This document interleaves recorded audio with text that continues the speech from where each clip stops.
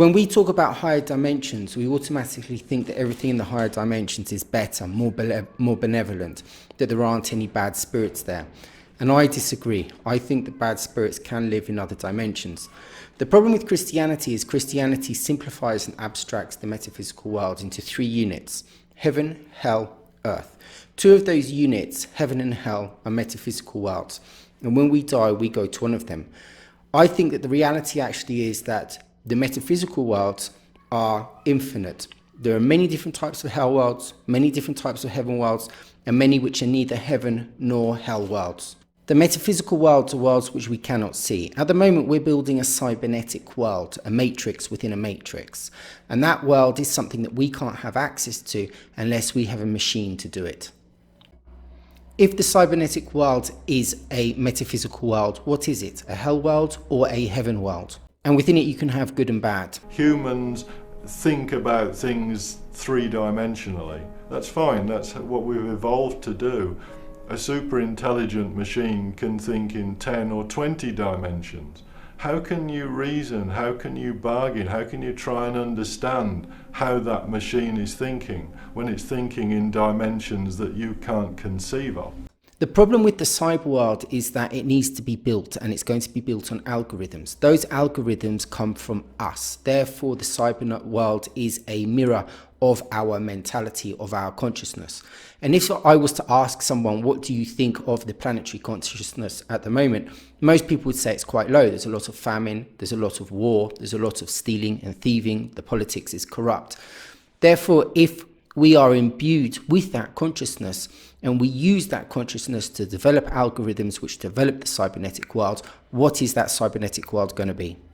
That also applies to artificial intelligence. Artificial intelligence needs codes and algorithms to be built, and if those codes and algorithms that are being built are based on our consciousness or a scientist's consciousness, and he has a low consciousness, then those algorithms are going to have an effect or an essence of his mentality. The AI and the AIG worlds are going to be built exponentially. They're going to manifest extremely fast in the next 10 years. It took a long time to develop the physics underlying the nuclear weapon. At the heart of the nuclear weapon, or at least the original nuclear weapon, the atom bomb, was something called a chain reaction. An atom of uranium splits, it sends out neutrons, the neutrons knock into other uranium atoms and split them. If you were to look at a physicist doing the equations, you'd say, look at how long it's taking him to do those equations. Atom bombs must be very slow. But the chain reaction runs on a different time scale than the physicist does. Artificial intelligence, if it's making itself a little smarter and using that increased intelligence to make itself a little smarter, that cycle could conceivably run on a tremendously fast time scale, the time scale of transistors.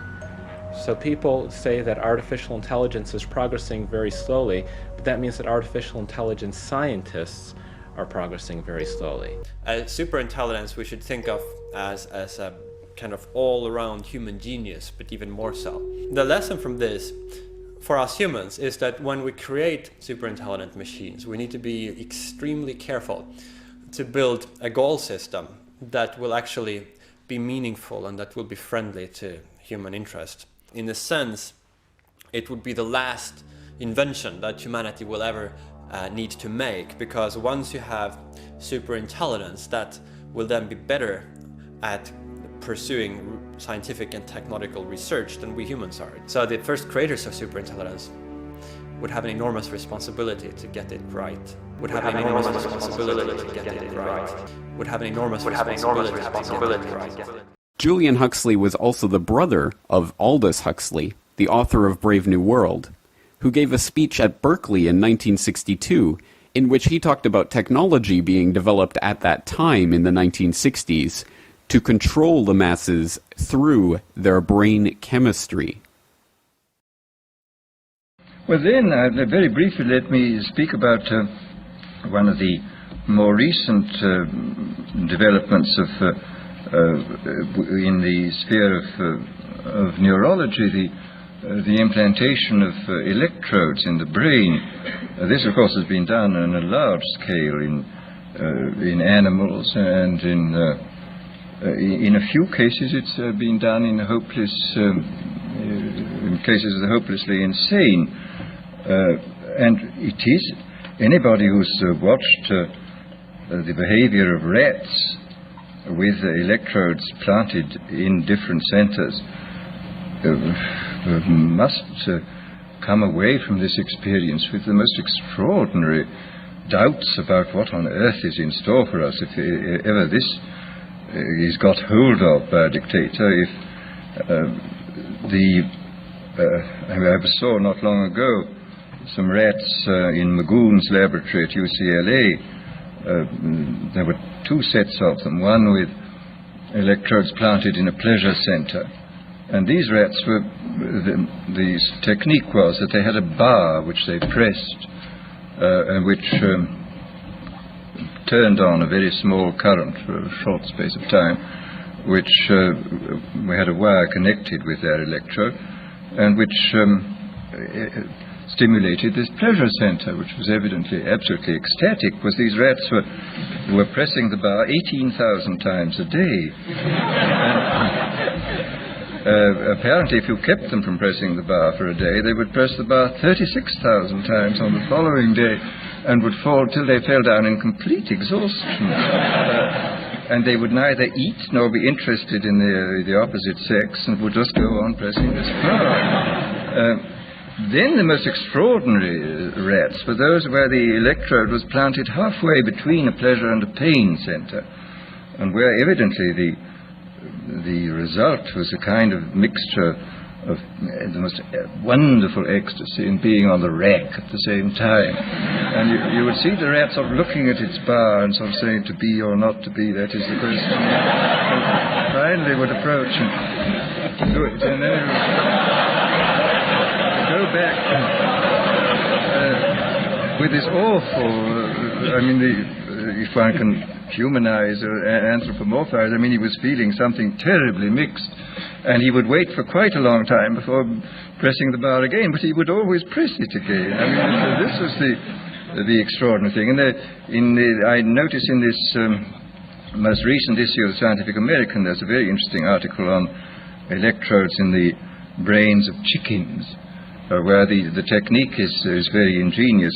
You sink into their brains a little socket with a screw on it, and the electrode then can be screwed deeper and deeper into the brain stem, and you can test at any moment, according to the depth which goes in fractions of a millimeter, of what you're stimulating. And these creatures are not merely stimulated by wire.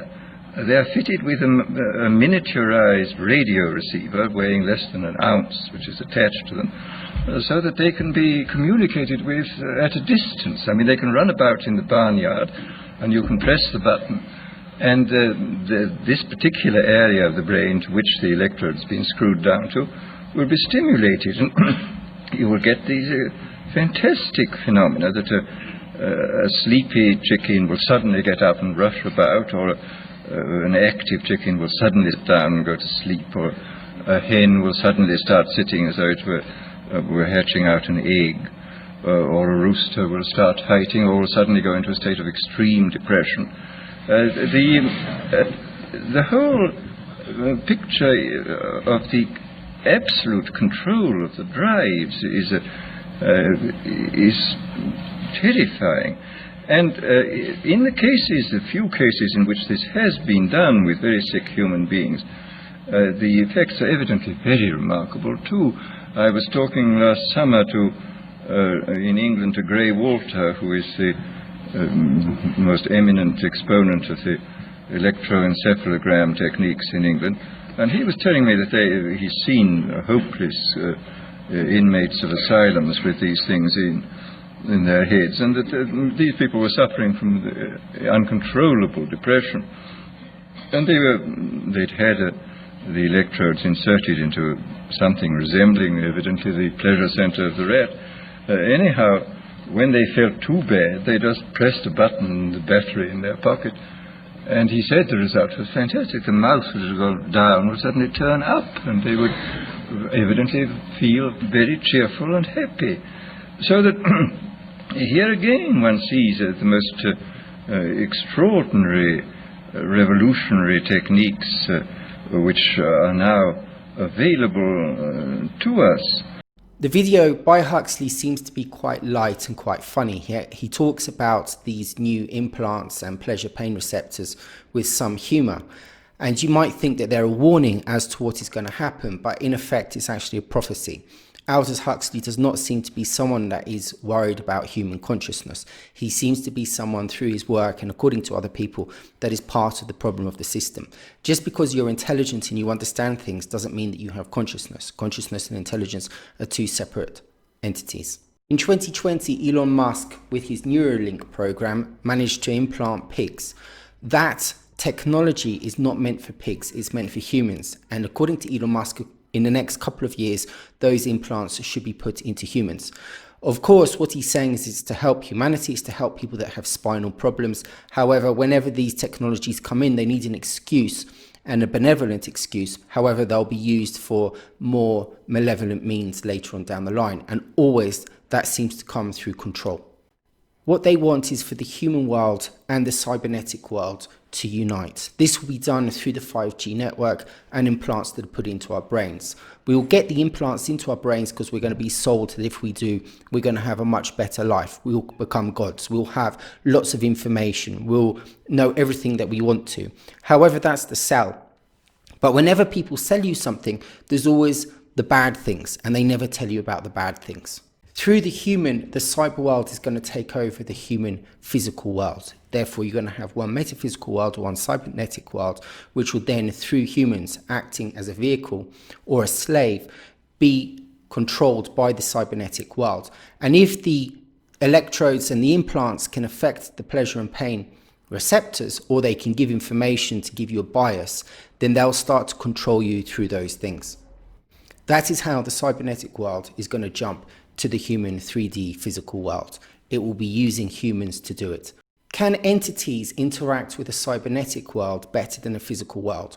One of the reasons that it's difficult for entities to enter into our world is because of the physicality. Entities don't have a physical body or vehicle, so it's hard for them to enter. Also, there seems to be certain laws which stop them from doing that. However, if you build a cybernetic world, do the laws of the 3 dimensions then apply to the cybernetic world?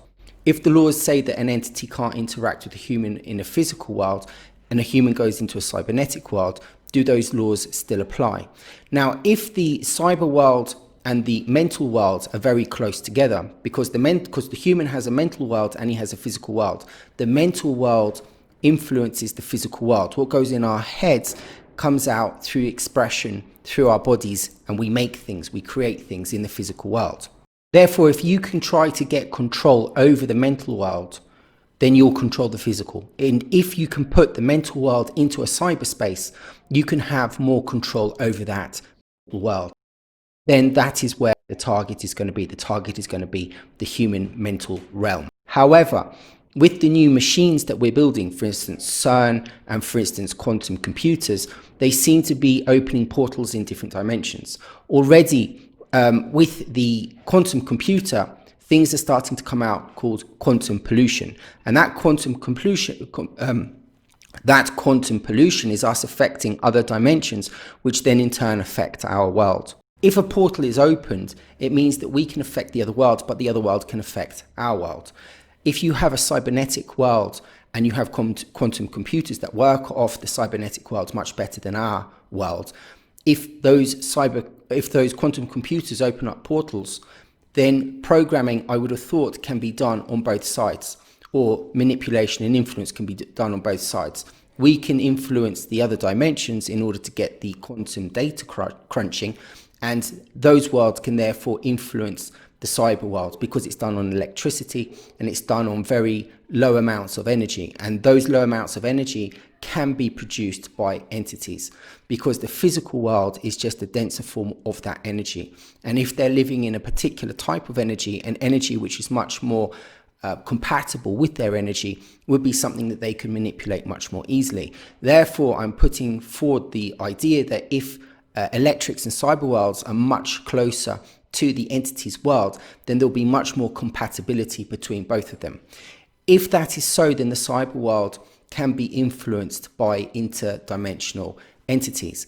If the cyber world is going to build ideas and algorithms in order to control our world, and we depend on it and we're addicted to it because of the pleasure pain, because of the receptors in our heads, then all of a sudden you might find that it's much more easy for influence to occur in our three-dimensional world through the cybernetic world, through other dimensions, because the cybernetic world is what's going to be joined to the human world through the implants, and we're going to be addicted to it and we're going to be forced to use it. Any energy which is non-beneficial to humans is called a demon. An energy may be conscious or unconscious. It may be a character, it may be a pattern of thought.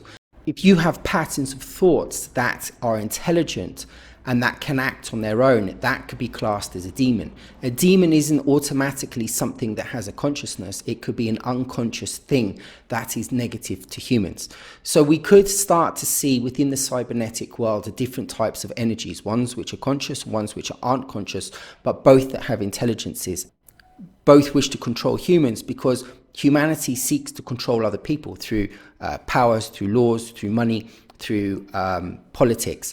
And that ideology would be carried through into the cybernetic world, developed from the algorithms that we are using. Most of the technology that we get is from war, and war is about control and killing people. It's anti-humanity. Therefore, there's quite a big possibility that if we build a cyber world like this, it could become a hell world, not a heaven world. We're going to be sold a heaven world, but whether that manifests or not is neither here nor there.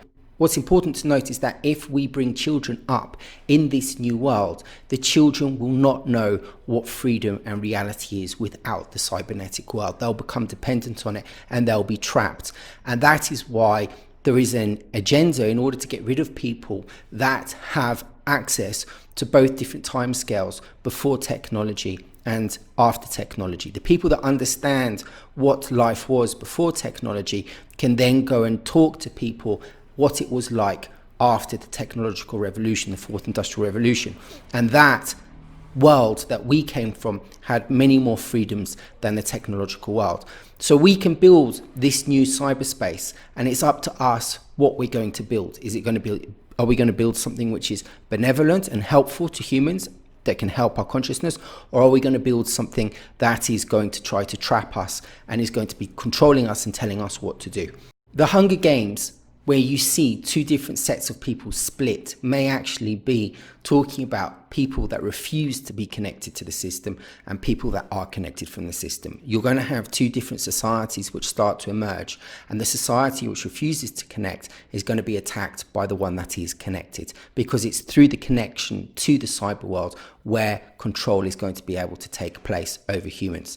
Control has always wanted to be put onto humans, but it never has been able to completely. But with the technology, you can now make that happen.